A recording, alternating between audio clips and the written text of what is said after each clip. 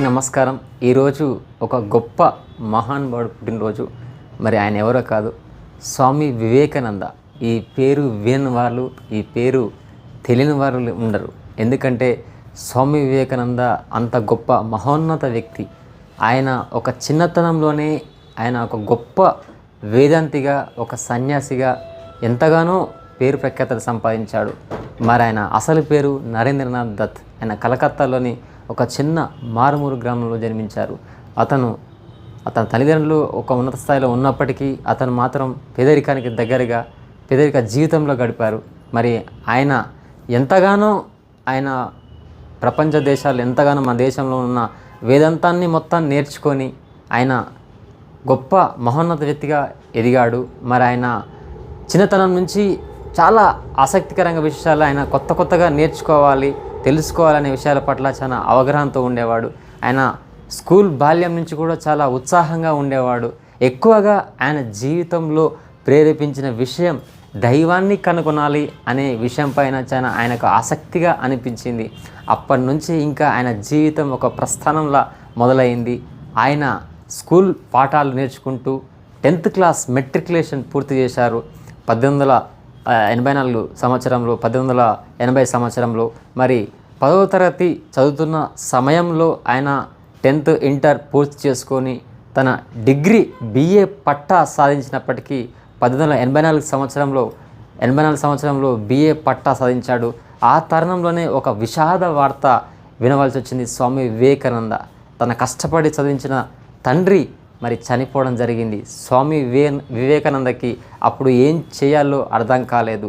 ఒక్కసారిగా నిరుత్సాహపడిపోయాడు. దాన్ని ఒక సవాల్గా తీసుకొని, ఒక ధైర్యంగా తీసుకొని ఆ సమస్యని తన కుటుంబాన్ని ముందుకు తీసుకెళ్తూ తన తల్లిని, తన చెల్లిని, తన తమ్ముడికి ప్రతిరోజు ఫ్యామిలీని పోషిస్తూ తల్లిదండ్రులకు అన్నం పెడుతూ తన కుటుంబాన్ని ముందుకు తీసుకెళ్ళాడు. ఒకరోజు స్వామి వివేకానంద తన సొంత జీవిత ఫ్యామిలీ కోసం వీధి తిరిగి కష్టపడి పనిచేసి ఆయన ఫ్యామిలీ కోసం ఒకరోజు అలసిపోయి వీధిలో పడిపోయాడు. ఆ విషయం రోడ్డు మీద తన దగ్గర సాయంత్రంలో ఉన్న ఒక గురువు ఎవరో కాదు, రామకృష్ణ పరమహంస.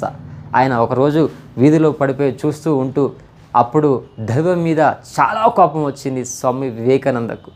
అప్పుడు రామకృష్ణ పరమహంస వచ్చి, నాయన, నువ్వు కాళికా మాతదేవ ఆశలో ఒక స్వరూపంలో ఉన్న వ్యక్తివి.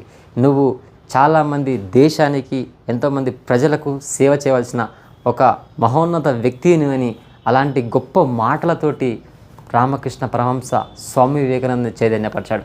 అప్పుడు వివేకానందకి రామకృష్ణ పరమహంస చెప్పిన మాటలు ఎంతగానో అద్భుతంగా ప్రేరేపించాయి. అప్పటి నుంచి ఆయన గురువుగా శిష్యరికం తీసుకున్నాడు స్వామి వివేకానంద. అదే తరుణంలో ఆయన ఎంతగానో ఎన్నెన్నో పుస్తకాలు రాశారు. ఎన్నో జ్ఞాన మార్గం, భక్తి మార్గం, ఇలా యోగ మార్గం. ఆయనకు చిన్నప్పటి సంది మూఢనమ్మకాలను నమ్మొద్దు అనేది ఆయన యొక్క కాన్సెప్ట్ తోటి అనేక పుస్తకాలు చదివి ఈ యొక్క మూఢనమ్మకాలని వదిలేయాలి అని చెప్పేసి ఆయన ప్రచారం చేశాడు. ఆయన ఎంతగానో ఎక్కువ ఆయనకు ధ్యానం అంటే ఇష్టం. ప్రతి సమస్య కూడా ధ్యానంతో మనం తీర్చుకోగలం, ఏదైనా సమస్యని పరిష్కరించుకోగలం. ఆయన ఒకటే చెప్తాడు, ఎవరికైనా యూత్కైనా ప్రతి ఒక్కరికి, మనిషికి, లేండి, మేల్కోండి, మీ యొక్క గమ్యాన్ని చేరే వరకు విశ్రమించకండి. ఆయన సూక్తులు ఎంతగానో, కెరటం నాకు ఆదర్శం పడి లేచినందుకు కాదు, పడినా లేస్తున్నందుకు అనే యొక్క సూక్తులు ఎంతగానో ప్రయత్నించి ఓడిపోవడం కంటే ఓడిపోయి ప్రయత్నించడం ఆయన యొక్క లక్ష్యాల్లో ఉన్నటువంటి మంచి ఎన్నో సూక్తులు, ఒకటి కాదు, రెండు కాదు, ఎన్నో ఉన్నాయి. అలా ఆయన డిగ్రీ పూర్తి కాగానే మరి మంచి విద్య కోసం పాశ్చాత్య దేశాల కోసం వెళ్ళాడు. అక్కడ చికాగోలోని 1893 సంవత్సరంలో ఒక సభ నిర్వహించారు. మొట్టమొదటిసారిగా ఆయన బోస్టన్ నగరానికి వెళ్ళాడు. అక్కడ కొంతకాలం ఆయన యొక్క నివాసాన్ని ఏర్పాటు చేసుకున్నారు. అక్కడ చాలామంది అమెరికాలో ప్రేక్షకులను, ఎంతమంది ప్రజలని ఆయన అభిమానులుగా చేర్చుకున్నాడు. చాలా రోజుల తర్వాత ఒకరోజు చికాగోలో ఒక సమావేశానికి హాజరయ్యాడు. ఆ సమావేశంలో స్వామి వివేకానంద చాలా ఉగ్ర రూపంతో, చాలా చైతన్యపరచంతో, చాలా ఎంతో స్వచ్ఛమైన, పవిత్రమైన ఒక మన భారతదేశం గురించి యావత్ ప్రజలారా, సోదరీమణులారా అన్న మాటలు ఎంతమందినో ఆకర్షించాయి. ఆయన మాటలు అమెరికాలో ఉన్న ప్రజలందరినీ అదేవిధంగా అప్పటి ప్రసారాలయ్యే రేడియోలు ఎంతమంది ప్రపంచంలో విన్న ప్రఖ్యాత నాదులంతా స్వామి వివేకానందకి ఆ సభ ద్వారా ప్రజాదరణ పెరిగింది. ప్రపంచంలోనే సంస్కృతి భారతదేశం గురించి చెప్పిన మహోన్నత వ్యక్తి స్వామి వివేకానంద. భారతదేశం అంటే ఒక కట్టు బొట్టు యాస ఇవన్నీ ఒక సంస్కృతి కలిగిన దేశమని వివేకానంద పాశ్చాత్య దేశాల్లో ఆయన అనర్గళంగా ఆయన యొక్క మాటల ద్వారా చైతన్యం చేశారు. అప్పటి నుంచి భారతదేశం అంటే ఒక యోగభూమి కర్మభూమి ఇలా పేరు తీసుకొచ్చాడు. స్వామి వివేకానంద మన దేశంలో కాదు బయటి దేశంలో అమెరికా, చైనా, జపాన్, రష్యా ఇలా చెప్పుకుంటే అక్కడ ఉన్నటువంటి అభివృద్ధి చెందిన దేశంలో కూడా ఎంతోమంది అభిమానులు అయ్యారు.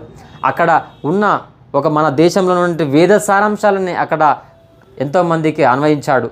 తిరిగి ఆయన భారతదేశానికి వచ్చినప్పటికీ ఆయన శిష్యులైనప్పటికీ ఆయన గురువు రామకృష్ణ పరమహంస క్యాన్సర్ తోటి మరణించడం వల్ల కాస్త స్వామి వివేకానంద నిరుత్సాహపరచడారు. తర్వాత ఆయన చనిపోయిన తర్వాత గురువుగారు ఆయన వెంటనే రామకృష్ణ మఠన్, బేలూరు మఠన్ రామకృష్ణ పరమహంస ఆయన ఒక మిషన్ అనేది ఏర్పాటు చేసి ఎంతోమందికి సేవలు అందించాడు.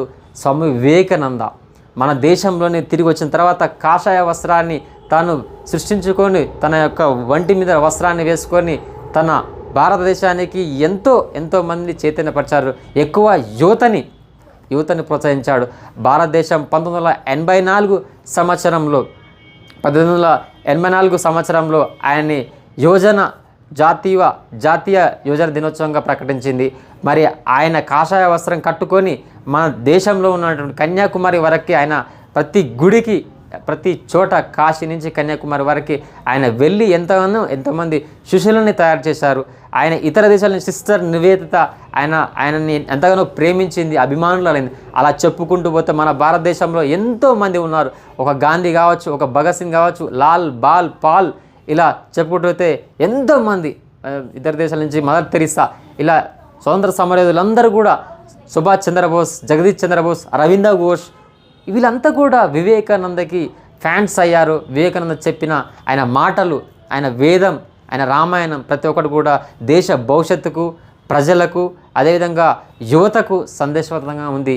ఎక్కడ కూడా ఆయన చెప్పింది పవిత్రత, నాణ్యత, స్వచ్ఛమైన ఆలోచనలు, భారతదేశ అభివృద్ధి గురించి.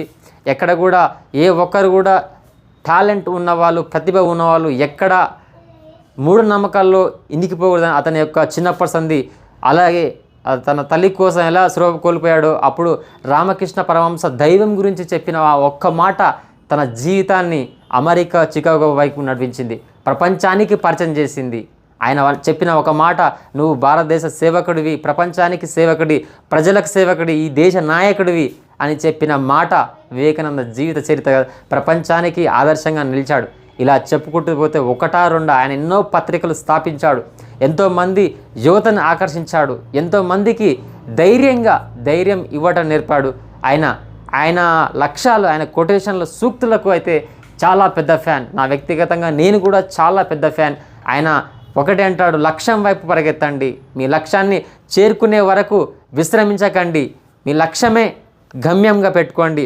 నీ వెనకేముంది, నీ ముందేముంది అనేది కాకుండా నీలో ఏముంది అన్నది స్వామి వివేకానంద కొటేషన్స్ ఎంతగానో ఆధారపడ్డాయి. ఆయన నైతిక విలువలకు ఎన్నో వాటికి చాలా చాలా చాలా చాలా అద్భుతంగా ప్రతి ఒక్క మనిషిని ఆదర్శంగా తీసుకునే విధంగా అలా చెప్పాడు స్వామి వివేకానంద.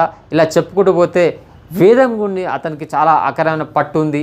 అదేవిధంగా ఆయనకు ధ్యానం గురించి, యోగా గురించి అనేక మార్గాలు, జ్ఞాన మార్గం, భక్తి మార్గం, యోగ మార్గం ఇలా ప్రతి ఒక్కరు కూడా ఎంతగానో మన భారతీయ దేశానికి, సంస్కృతి సాంప్రదాయాలకు పెట్టింది పేరు స్వామి వివేకానంద. మొట్టమొదటి పాశ్చాత్య సన్యాసిగా ఆయన కీర్తించబడ్డారు. మన దేశంలో ఆయన చూసి ఎంతగానో నేర్చుకున్నారు. మరి ఈరోజు ఆయన జయంతి సందర్భంగా ఈరోజు మనందరం స్మరించుకోవాలి. అలాంటి మహోన్నత వ్యక్తి ఆశయాలు, సాధనలు ముందుకు తీసుకెళ్ళాలి, ప్రతి ఒక్క యువత పైన ఉందని చెప్పేసి మా TV6 తరఫున మేము తెలియజేస్తున్నాం. తప్పకుండా అందరూ స్వామి వివేకానంద చెప్పినట్టు ధైర్యంగా ఉండండి, మీ జీవిత లక్ష్యాలను సాధించుకోండి. This is signing off Bharati Yuvaraj. ఛానల్ను సబ్స్క్రైబ్ చేయండి, లైక్ చేయండి, షేర్ చేయండి. మా లేటెస్ట్ అప్డేట్స్ కోసం పక్కనే ఉన్న బెల్ ఐకాన్ని క్లిక్ చేయండి.